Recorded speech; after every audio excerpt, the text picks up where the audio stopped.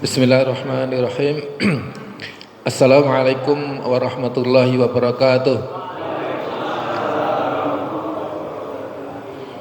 Alhamdulillahirabbil alamin alladzi arsala rasulahu bil huda wa dinil haqq liyudhhirahu 'ala dini kullih wa kafa billahi syahida.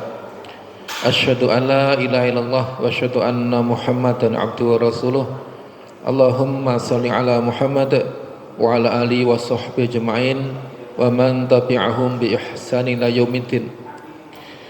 Rabbi shrah li sadri wa yassir li amri wa hlul 'uqdatam min lisani yafqahu qawli. Allahumma faqihna fiddin wa 'allimna at-taqwil warzuqna malan walatan wa barakalana. Jamaah sekalian, kita awali dengan basmalah bersama-sama. Bismillahirrahmanirrahim. Jadi malam hari ini kita melanjutkan materi pekan kemarin ya. Bagi jamaah yang mungkin tidak mengikuti kajian bulan kemarin, maksud saya bisa dilihat di rekaman YouTube-nya Pak Win ya, salah di situ ada ya. Jamaah sekalian, kita lanjut. Sebenarnya ada apa sih di dalam gerakan sholat itu ya. Sedikit ilmu jamaah sekalian, ini adalah macam-macam otot tubuh kita ya. Jadi ada otot polos yang dia menggerakkan organ-organ tubuh vital kita gitu. Jadi ada jantung, usus dan lain-lainnya. Lalu ada otot jantung secara khusus ya. Otot jantung juga termasuk otot polos ya. Ini saya keluarkan secara khusus dari kelompok otot polos ya, karena memang nanti ada bahasan khususnya yang kaitannya dengan materi ini. Kemudian yang ketiga adalah kita sebut dengan otot rangka atau otot lurik ya.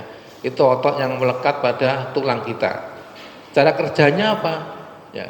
Dia berkontraksi dan relaksasi untuk kekuatan dan keseimbangan. Jadi Bapak sekalian, ilustrasinya adalah ketika kita menegakkan tiang untuk pramuka itu kan ya.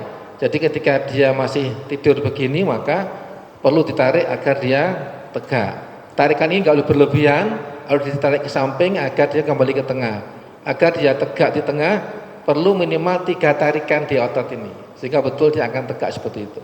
Jadi ini contohnya otot tangan kita ya, yang depan namanya bicep, yang belakang namanya tricep. Ketika saya begini, maka otot tricep saya bekerja, dia memendek, maka tricepnya relaksasi.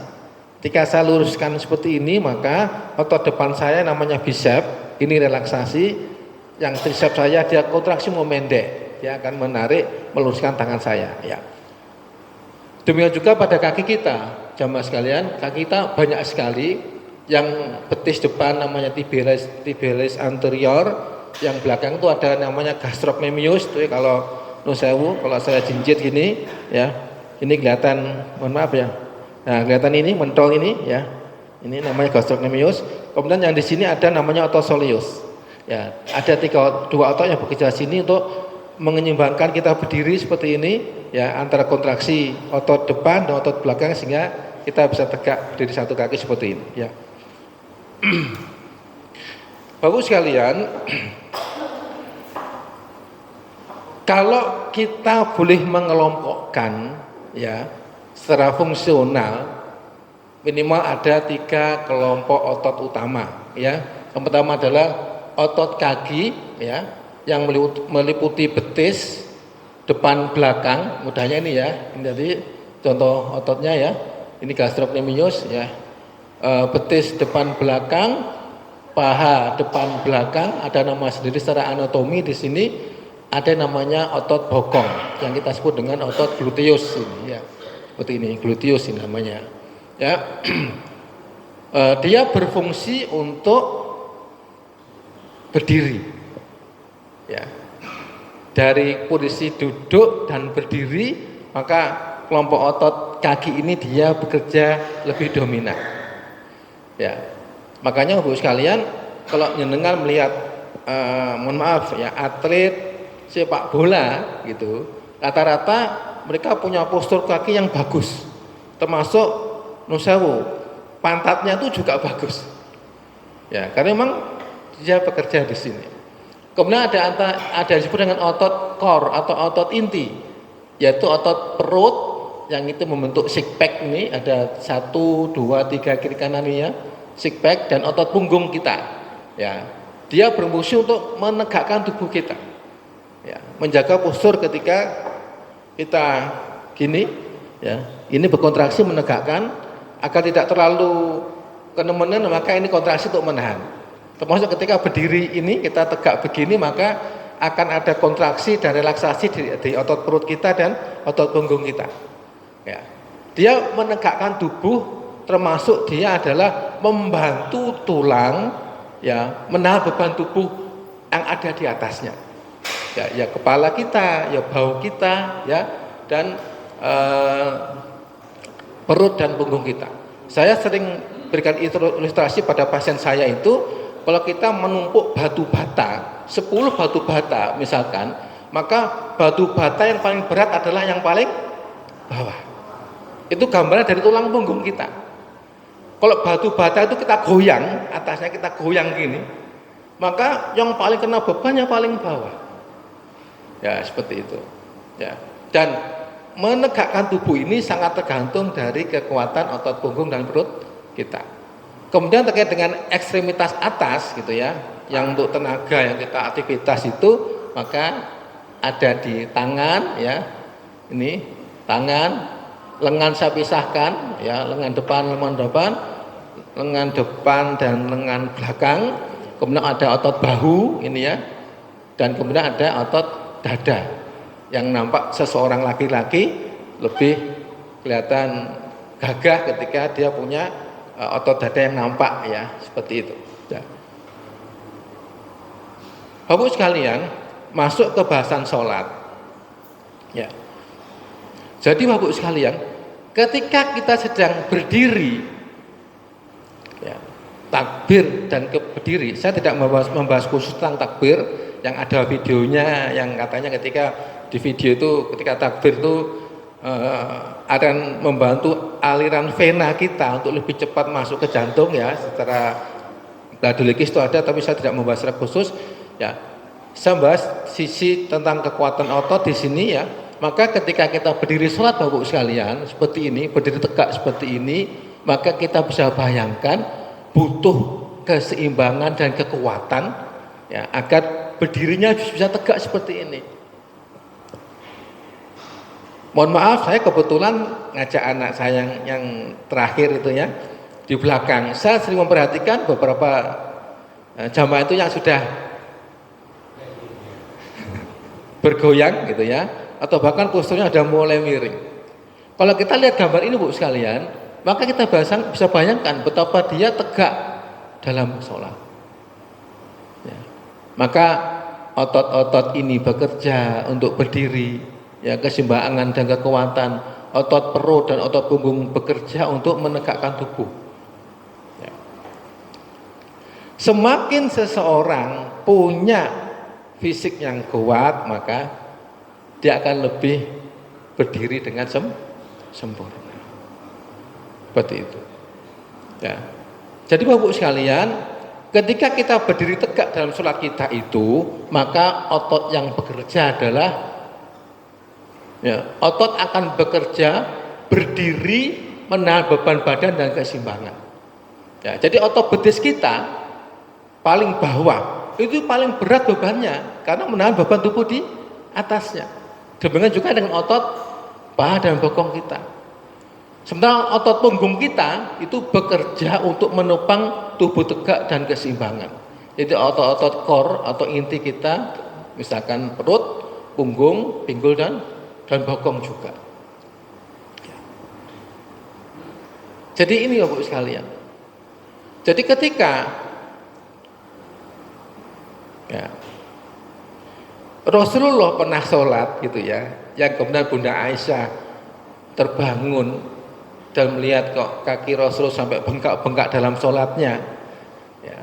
Kemudian ditanya, ya Rasulullah, kenapa Anda melakukan ibadah qiyamul lail yang sedemikian itu sementara Allah sudah menjanjikan ya, ampunan ya, dosa yang lalu dan dosa yang akan datang. Rasulullah hanya menjawab, aku ingin menjadi hamba yang bersyukur. Artinya Bu sekalian, ketika Rasulullah itu membaca surat, ya kemarin kita bahas itu ya, yang berdiri memaksa beliau harus berdiri lama, maka tentu butuh ekstra ya, kekuatan dari otot betisnya dan otot pahanya, termasuk otot punggungnya. Ya. Makanya kita bisa ya, mengevaluasi diri kita nanti. Ya, ketika imam itu membaca bacaan yang lebih panjang, ya, apakah kaki kita sudah mulai terasa kemeng, ataukah punggung kita sudah merasa sakit? Ya, itu suatu gambaran Bapak sekalian. Ya. Pada orang-orang tertentu yang mungkin kalau sholat jamaah kan tergantung imamnya ya. Kita qiyamul lail itu kadang kita dihadapkan pada dua pilihan, ya, mengenapkan jumlah rakaat menuju 11 rakaat dengan panjang bacaan yang secukupnya, asal segera salam selesai, atau kita merasakan nikmatnya munajat berdialog dengan Allah ketika kita punya hafalan yang cukup panjang, sehingga kita merasa ngobrol dengan Allah ketika kita sholat itu. Dia tasdiq ya. Yas'alunaka 'anil anfal gitu ya. Enggak terasa. Seakan-akan loh, kok sudah tahrim masjid sebelah, padahal kita merasa masih ingin berlama-lama. Gitu. Ya. Dan Bapak sekalian, ini tidak akan mungkin terjadi kalau seseorang tidak mempunyai ya, otot-otot yang menopang ketika dia berdiri dalam sholatnya. Berikutnya, Bapak sekalian, nanti kalau ada pertanyaan disimpan aja ya. Tentang ruku. Hadisnya adalah Rasulullah jika ruku, beliau meletakkan kedua telapak tangannya pada lututnya, ya, dan membuka, meregangkan jari-jarinya. Jadi seperti ini Bu sekalian, ini lurus ya, tulang kalau kita lihat secara anatomi, tulang belakang rata dengan kepala seperti ini lurus, bukannya di bawah tumit atau di atas tumit. Bahkan Bapak sekalian, ada seorang yang menyatakan ketika Rasulullah sujud yang benar, ruku yang benar itu saking lurusnya ini, maka gelas yang diisi air tidak akan tumpah. Dan saya sudah mencoba, ya, kadang-kadang Bapak sekalian, materi yang kita sampaikan itu membuat kita untuk belajar ya. Jadi saya mau coba tidak berapa, ya baru kemarin saya coba, aku pengen tahu kok posisi yang dikatakan. Ternyata memang posisi ini yang membuat air gelas yang ditaruh di punggung saya itu tidak tumpah, artinya sejajar, tidak miring yang dia tumpah dan sejajar. Oh nyata gini adik, kurang maju adik, enggak mas mundur sedikit. Dan kuncinya adalah Bu sekalian, ini ada di lutut kita, ya.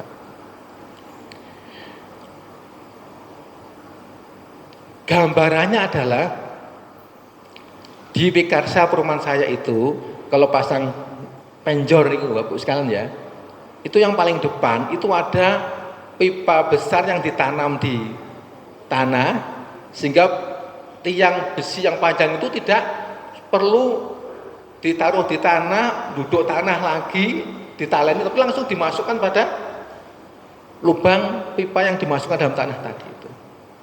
Kalau kita gambarnya itu mengunci, misalkan pojok ini kita ingin memasang sesuatu yang miring, maka biar tidak geser, maka dia ditatapkan di pojok itu, plek itu. Itulah Bapak sekalian. Nanti kita mencoba seperti ini contohnya ya. Jadi ketika begini, ya, ini mengunci betul, ini melurus, ya, menekan sehingga ini tuh memaksa ngotot punggung kita. Jadi sampai bunyi kayak ketarik gitu di punggung kita, retek gitu. Ya, seperti ini. Ya. Makanya Bu sekalian, kalau ini bisa kita lakukan dengan benar, maka ini yang akan terjadi. Ya.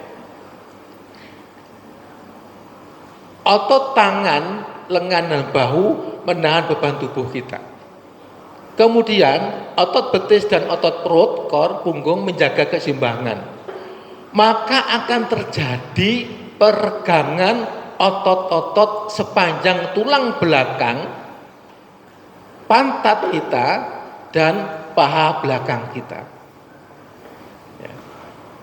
Jadi ketika kita rukuk, posisinya benar, kemudian merasakan ada sebuah relaksasi, stretching, peregangan pada sepanjang otot punggung kita, pantat kita, ya, dan paha kita bagian belakang.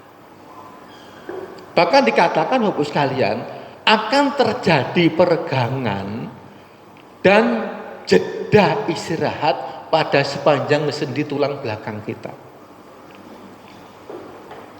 Ya. Ini gambarnya seperti ini Bapak sekalian. Nah, kalau yang sudah terbiasa menyembelih korban akan tahu yang mencari tulang punggung itu. Jadi tulang kita seperti ini. Ya, beruas-ruas seperti ini. Ini ada tulang, ada jaringan ikat yang menahan di bawahnya itu ya. Ini tulangnya, ini ada jaringan ikat di sini kayak ya semacam tulang rawan lah gitu sekalian. Dan ini jumlah ruasnya ya.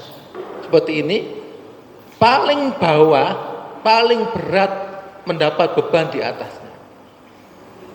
Ya, ini gambarnya seperti ini, tulangnya. Ya, ini ada semacam shock breaker itu ya. Ini tulangnya ya seperti ini.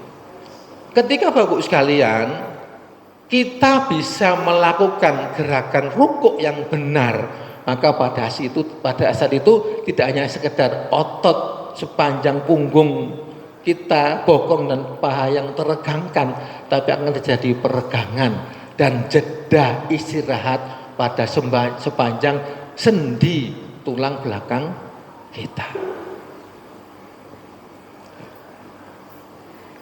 Makanya Bapak sekalian, Rasulullah mensyaratkan tumak ninah kan, ya, betul tidak tergesa-gesa untuk segera mengucapkan kalimatnya itu, tapi betul-betul rukuk, kaki dipasang, kemudian tangan lurus, punggung kita tuh dipaksa teregangkan oleh tangan kita yang lurus ya, seakan-akan saya sering merasakan Bapak sekalian, ada sebuah tarikan di tulang kita, sama bunyi keretek gitu, kayak dongkek.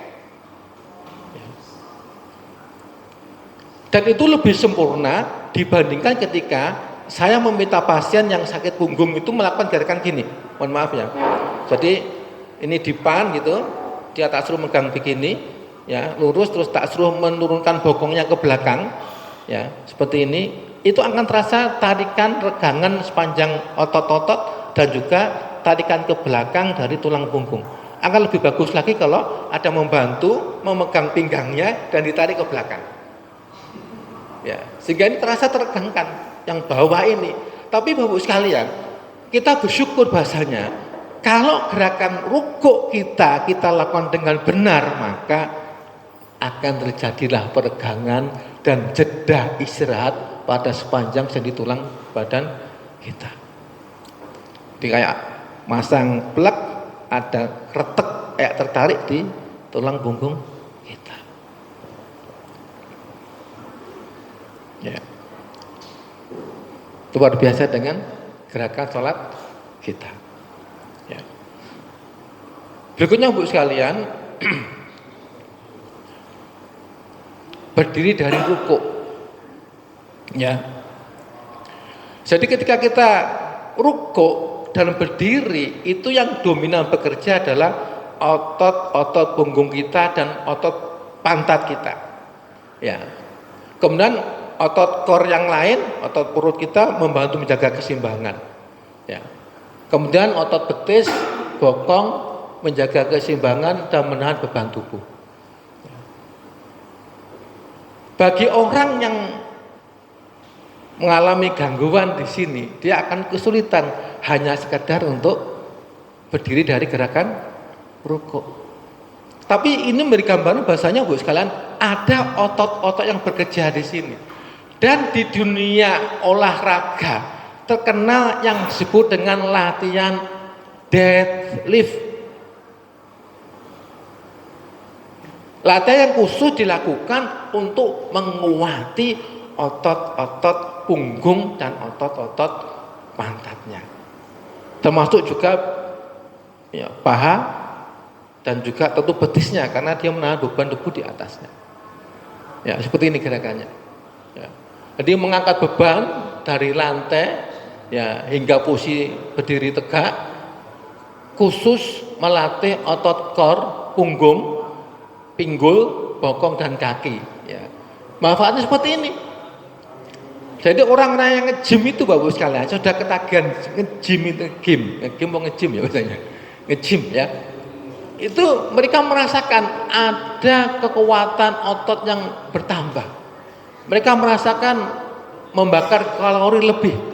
Mereka merasakan hormon pertumbuhan dan lebih bagus, dan Bapak sekalian terkenal di kalangan mereka yang ikut fitness ini ya, itu semangat kelelakiannya, semangat kewanitaannya itu lebih muncul dan lebih muncul.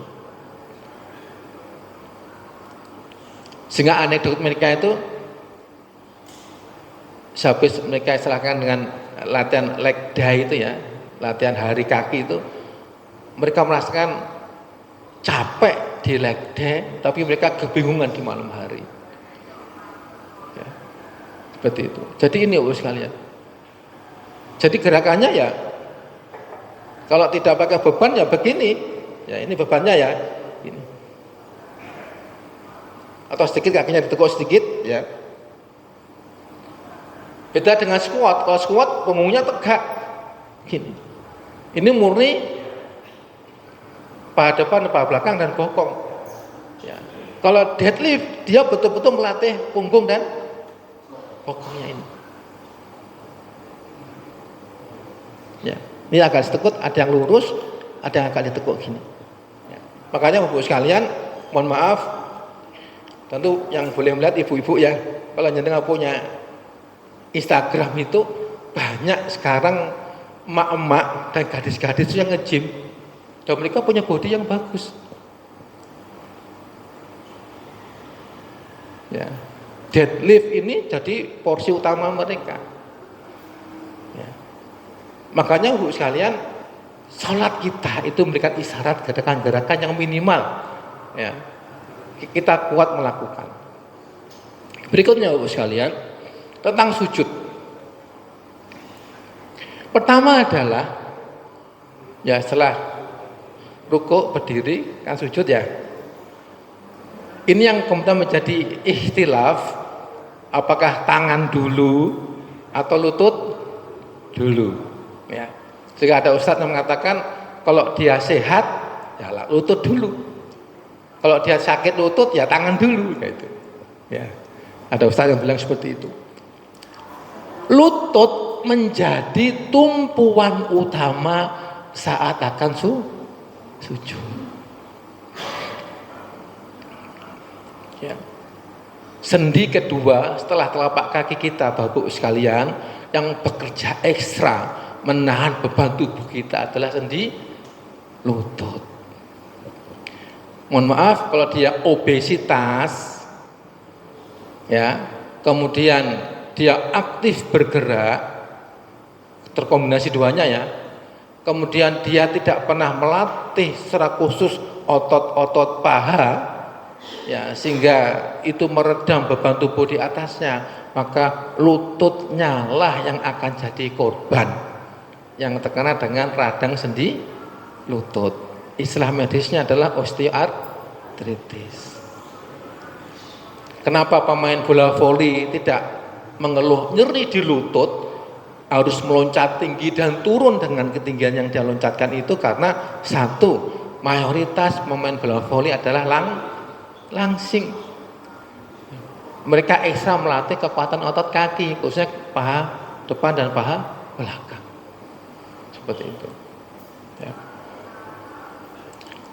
Yang kedua Bu sekalian, jari, otot-otot tangan, lengan, bahu itu menahan beban tubuh. Jadi ketika kita sujud itu sebenarnya kita dilatih oleh Allah agar punya lengan dan tangan yang kuat. Karena dia menahan kepala kita.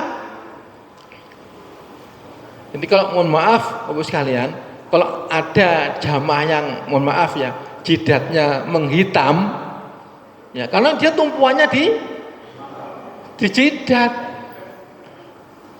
Begitu ya Pak Ben ya. Padahal tangan ini dilatih agar dia membuat tumpuannya itu tidak di dahinya ini, tapi tumpuannya di kedua tangan dia menahan, kemudian dia sujud dengan lembut dia ke lantai.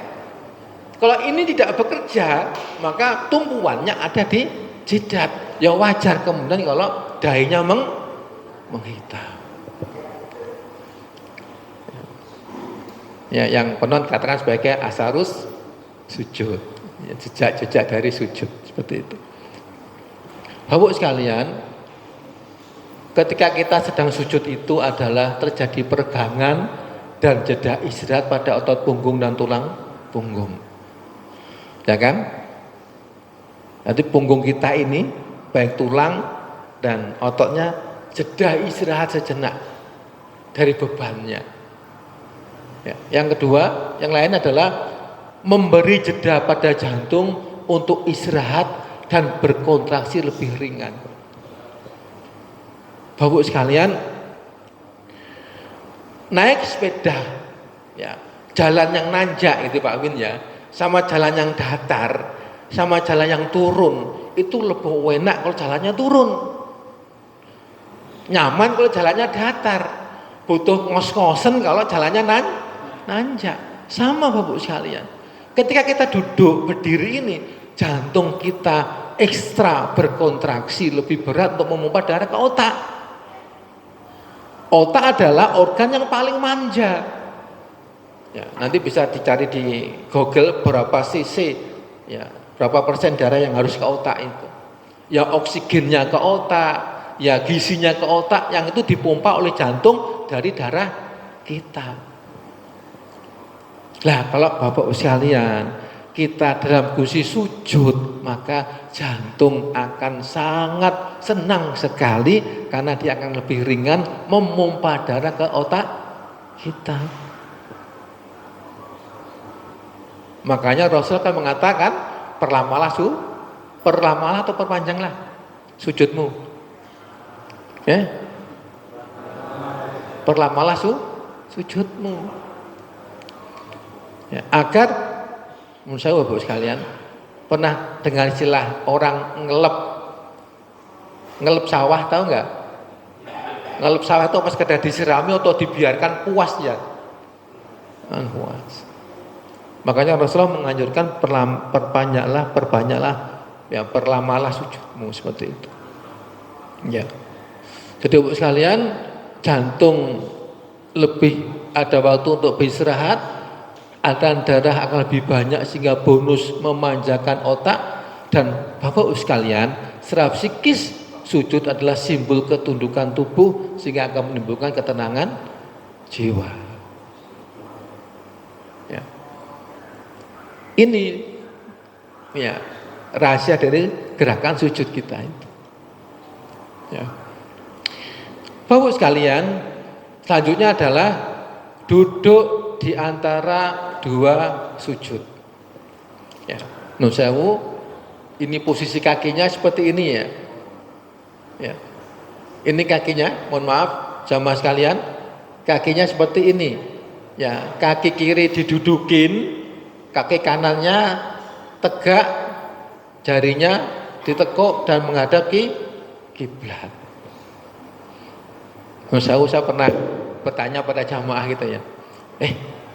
Karena saya merasa akrab dan saya dengan nada yang sehalus mungkin. Nun sewu, kok nyenengan lek duduk di antara dua sujud atau sujud akhir itu kok kakinya enggak seperti ini. Dia bilang, enggak bisa saya, enggak bisa kayak gitu kaki saya. Ada satu lagi, loro aku pakai gitu, gak iso loro kakiku.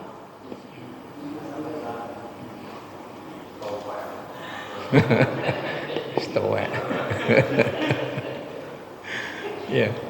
Jadi Bapak sekalian, ini akan melenturkan otot-otot kaki dan pinggul kita. Ini miring ya, otomatis ini akan teregang.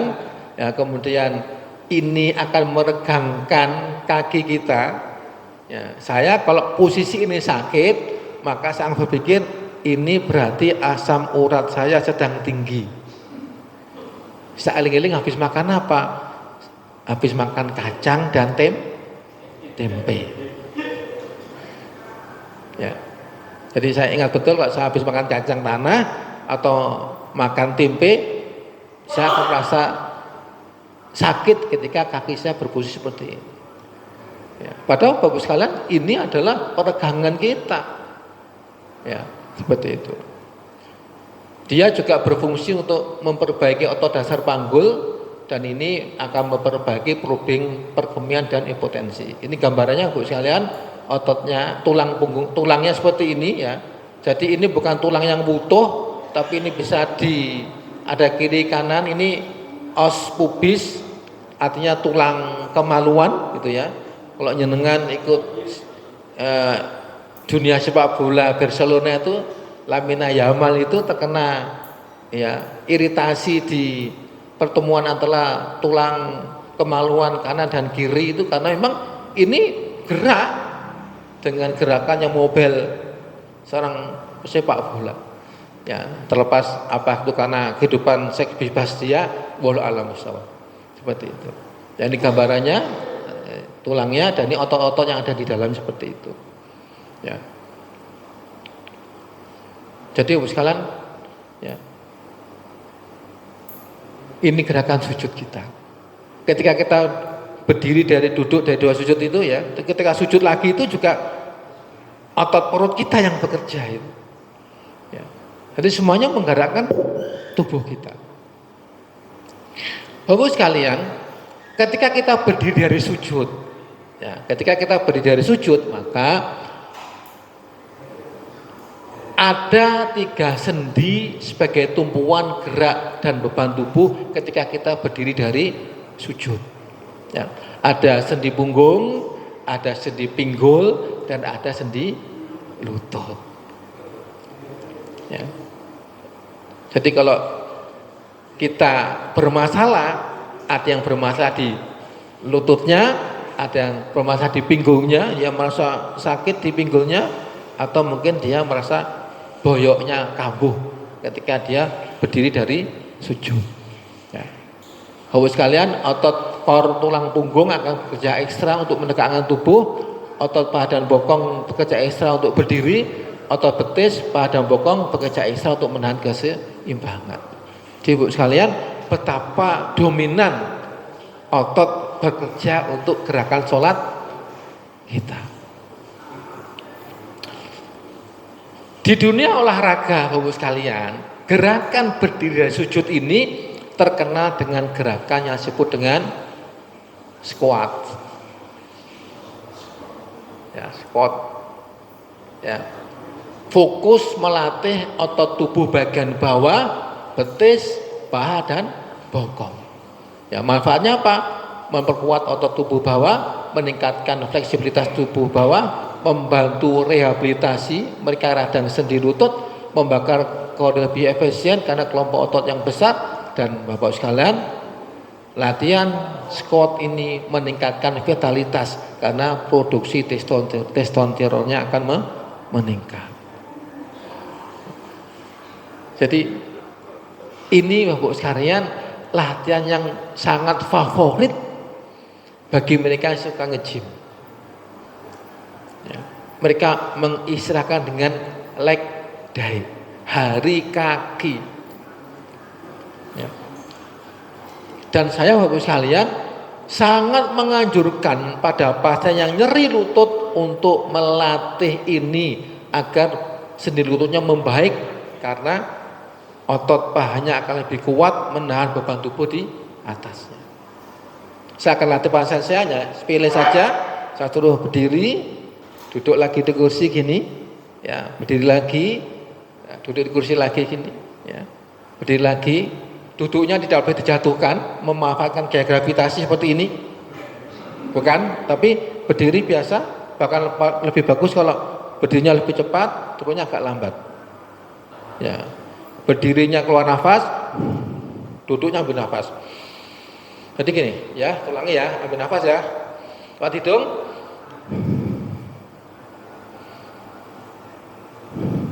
Kalau sudah kuat, berapa kali dok? Kalau Anda kuat 12 kali, lakukan 12 kali, istirahat 1 menit. Ya, kalau masih kuat, boleh dilakukan 2 kali, 3 kali. Kalau kentengan bisa ditambah lebih dari 12 atau kita membawa aqua di tubuh kita, ditambah bebannya. Kalau sudah kuat, jangan di kursi, langsung di bawah. Ya, seperti itu. Jadi manfaatnya banyak sekalian. Jadi tubuh jadi lebih kuat, radang sendi lutut harus dilatih ini. Ya, nggak akan pernah sembuh. Saya bilang kepada pasien saya, kemarin ketemu satu orang ibu-ibu, kemarin juga ada seorang gadis, saya bilang kepada mereka, Anda tidak akan pernah sembuh dari nyeri lutut kalau Anda masih gemuk. Ya gimana tidak, wong lututnya menambah beban tubuh di atasnya. Dan Anda tidak akan bisa sembuh kalau Anda tidak melatih otot pahanya. Ya. Dok, saya makan cuma sekali. Ya. Ngemilnya, ya seperti itu. Jadi Bapak sekalian, tidak akan sembuh orang yang nyeri lutut, radang sendi lutut kalau dia masih obesitas dan tidak mau melatih otot pahanya dengan latihan squat seperti ini. Ya. Bapak sekalian, otot paha ini adalah otot yang paling besar di tubuh kita, panjang dan besar. Dia akan membakar kalori lebih banyak. Mobil Chery 1000 cc sama mobil Innova Reborn 2000 cc, maka akan lebih boros mobil Reborn 2000 cc. Sangat efektif untuk membakar kalori dan membantu menstabilkan gula darah bagi mereka yang punya diabetes, dan membantu untuk melangsingkan tubuhnya dengan cepat kalau mereka memang punya program untuk membentuk bodi tubuh yang lebih ideal. Dan Bapak sekalian, kenapa ini favorit ya bagi bapak-bapak dan ibu-ibu? Karena meningkatkan vitalitas, akan memproduksi hormon testosteron. Ya, seperti itu. Jadi Pak Sotik dilatih ini ya.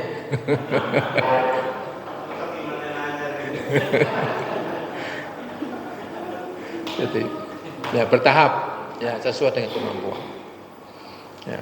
Saya di rumah Bapak sekalian aqua galon 1,5 liter. Maaf. Aqua galonnya 15 liter. Saya beli jerigen yang 20 liter, saya isi air. Istri saya dulu hanya barbel 6 kilo keberatan. Sekarang itu yang 15 kilo itu dia kuat melakukan. Dan secara fisik dia lebih kuat. Dan semakin membuat harmonis keluarga kita. Ya seperti itu. Bapak sekalian, yang terakhir adalah duduk tahiyat akhir. Ya, kalau duduk tahiyat awal seperti ini namanya iftirosi. Ya, kalau duduk tahiyat akhir adalah duduk tawaruk. Ya, bokongnya jatuh di lantai. Sekali lagi Bapak sekalian, kakinya seperti ini. Ya.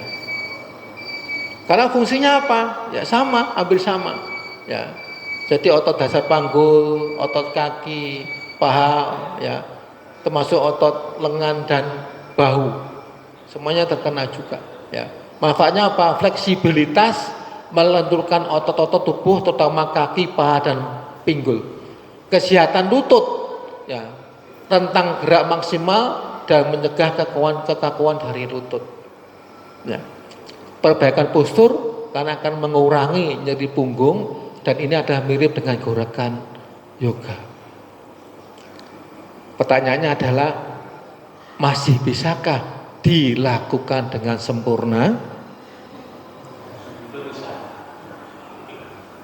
Ya.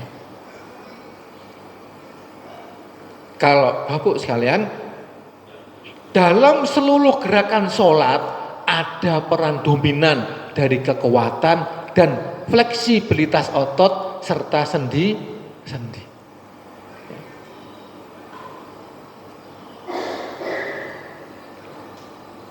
Dan kalau kita simpulkan, maka pertama, sholat adalah ibadah utama, ujung tombak penentu dari amal-amal yang lain. Ya, materi yang pertama.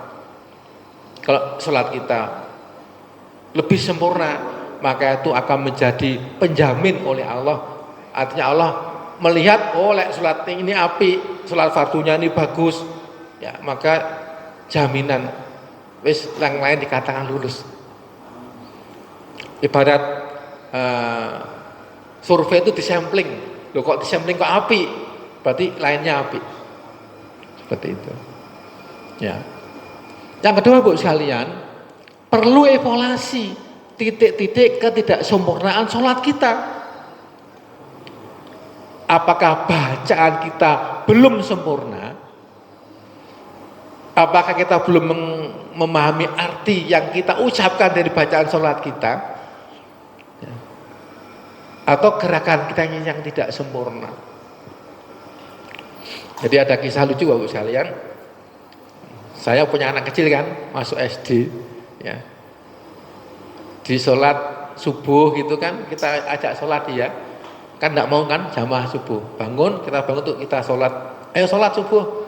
Kita yang membacakan, ya, dia yang melakukan gerakan. Kalau belum apa kan anak kita sholat, ayo Al-Fatihah kita bacakan, rukuk sebagainya. Suatu saat saya yang membacakan. Nah, Bu sekalian, saya ditegur sama istri saya. Ya, alhamdulillah istri saya itu ustadzah guru Quran gitu ya. Ketika saya membaca at-tahiyatul, salah. Itu dia. Salah ya apa? Enggak ada tekanan. Itu dia bilang, loh, berarti selama ini bacaan saya tidak sempurna. Dan saya merasa bacaan sholat saya ini adalah bacaan gawani SD. Bener nggak? Gawani SD. Lah ya apa bener ya? Itu ada tekanan, Mas. Lah bener apa ya? At-tahiyatu. Bukan at-tahiyatu, tapi at-tahi, ada tekanan, ada tasyid kan? At-tahiyatu. Akhirnya karena saya nggak mau kalah, ya gengsi kan sama istri, saya browsing lah di internet, ya apa sih bacaan sholat yang betul? Ternyata betul, saya yang salah.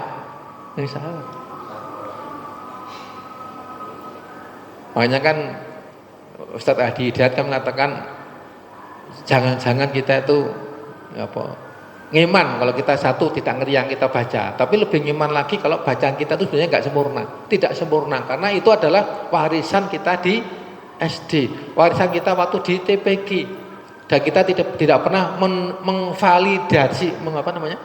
mengvalidasi lagi sekarang. Ya.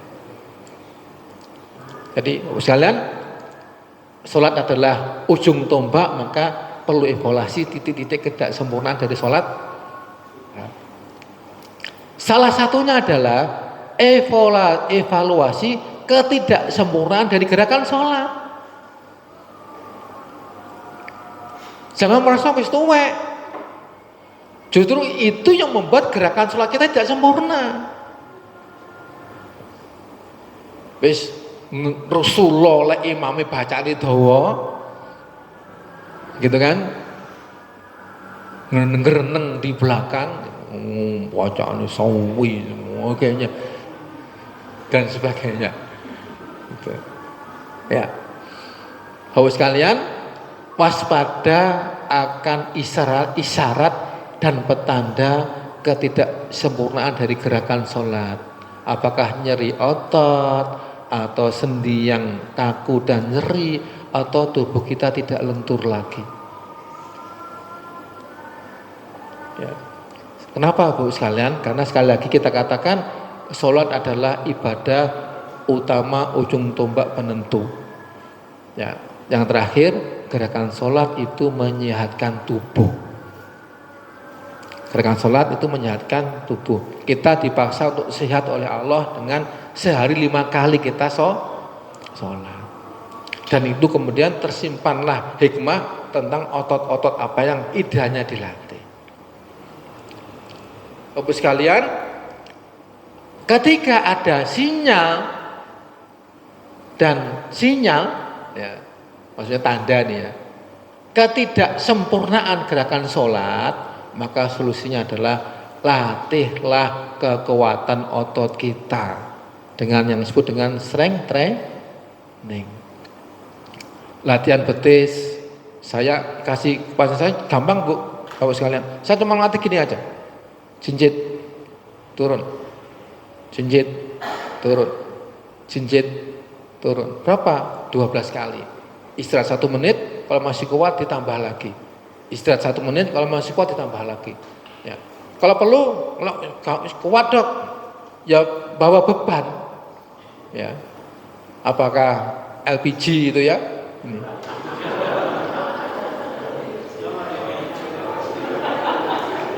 Loh, nusawu Pak, saya tidak. Ya. Lihat ini, kelihatan ya? Ya. Jadi yang bisa, ini bukan hanya ini aja, tapi ini juga bisa kita bikin kuat. Makanya Pak Husin kemarin cerita, tanya ke saya, Pak Heru, saya mau coba kok suwi banget sholat itikaf kemarin gitu. Saya bilang batinku, ya adalah bacaan, hafalan, tapi nggak penting buat saya. Yang penting adalah aku kuat ngadeg. Kalau masalah bacaan, kulhu 3 kali, khatam sudah satu Al-Quran. Tapi kenapa saya kuat berdiri? Ya, seperti itu. Jadi sepele, latihannya gampang aja. Squat tadi, duduk diri. Deadlift kita bisa lakukan. Atau push up untuk menahan kita ketika sujud itu. Tutorialnya gimana? Jenengan bisa lihat di YouTube, banyak sekali. Dan Bapak sekalian, ketika ada tanda-tanda ketidaksempurnaan gerakan sholat ini, yang itu adalah problem pada otot kita harus waspada. Yang sering saya sampaikan, apa yang disebut dengan sarkopenia. Saya gak bosan-bosan ngomong ini. Dan saya mohon maaf tuwuk Bu, banyak pasien kita di polis saraf itu problemnya tuh di sini. Ya, nyeri lutut, nyeri tangan, nyeri, waduh, semuanya ini penyebabnya. Penyusutan massa otot usia 30-40 tahun diawalinya, inaktivitas penyebabnya, ya malas gerak, bisa karena kesibukan, memang karena malas atau karena kurang ilmu. Ya, tidak ngerti ilmunya. Makanya kita bikin kajian khusus atas permintaannya Pak Jarwo itu. Baru ngisi ceramah, moh aku duduk ustad. Gitu dulu. Ya ceramah tentang kesehatan kan dengan Islam. Wah, aku iso lek iku. Lek kon ceramah agama, aku moh itu bukan keahlian saya. Ya saya membatasi diri, tidak seperti dulu Pak Eka ya. Itu. Ya. Jadi terjadi penyusutan ini menyebabkan 1% tiap tahun dan menurunkan kekuatan otot. Dulu Pak Kusin itu manten anyar kuat gendong bukus. Dia manten anyar yang sekarang nggak kuat sudah, karena sarkopenia. Ustadz Paton, Ustadz ini nggak paham saya. Ya, ini contohnya ya. Kalau tubuhnya seperti ini, tentu dia akan lebih kuat dibandingkan seperti ini. Ya, jadi sekalian, latihan hari ini adalah ibadah lancar untuk besok-besok hari. Keringat sekarang adalah tentang sujud di hari tua. Ya, dengan izin Allah. Bayangin umur 70 tahun masih bisa sujud dengan tenang, nggak ngeluh lututnya sakit, nggak ngos-ngosan. Kita tuh inginnya husnul khotimah. Kita inginnya nggak segera mati umur tua tapi husnul khotimah. Tapi kita umur tua tidak bisa beribadah. Ibadahnya kursi. Mas gak akan bisa lama itu. Karena terganggu dengan rasa sakit di tubuhnya. Maka Bu sekalian, Bapak-bapak sekalian, latihlah hari ini untuk ibadah lancar besok hari. Ya, keringat sekarang akan tenang sujud di hari tua. Ya, itu yang saya sampaikan Bu sekalian.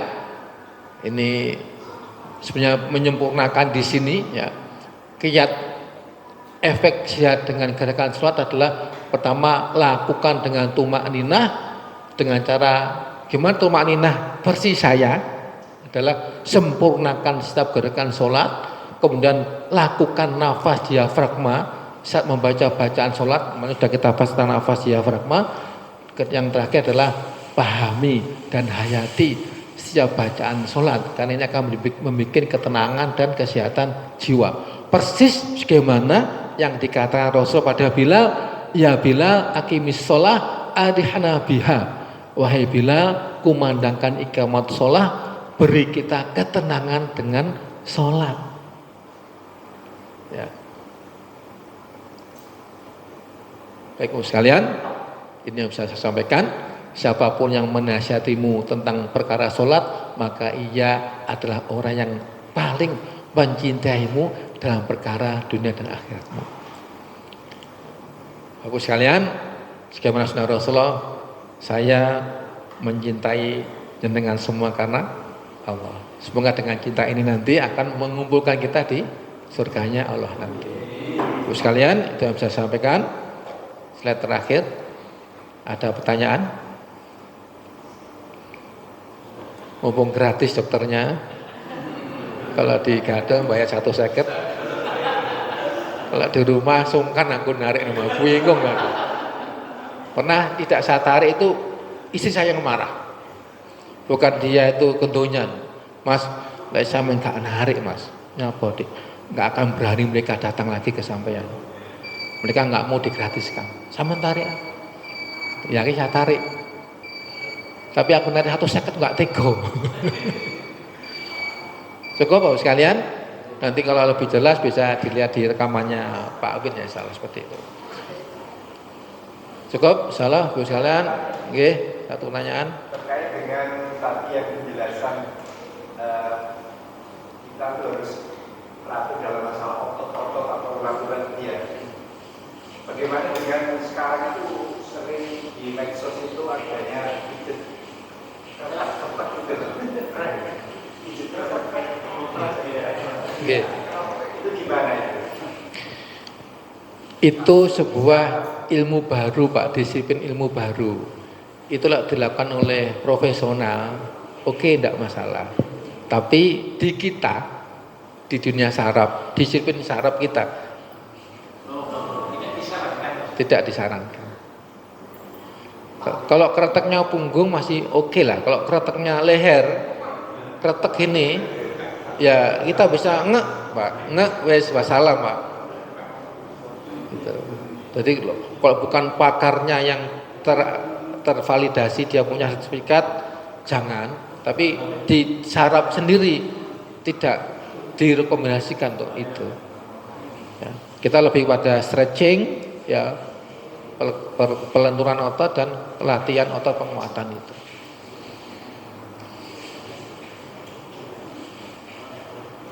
Sampun, nggih. Nggih. Bapak sekalian, semoga bermanfaat. Yang sedikit bisa saya berbagi, semoga bermanfaat buat saya pribadi dan juga dengan sekalian. Kita tutup dengan doa kafarah majelis. Assalamualaikum warahmatullahi wabarakatuh.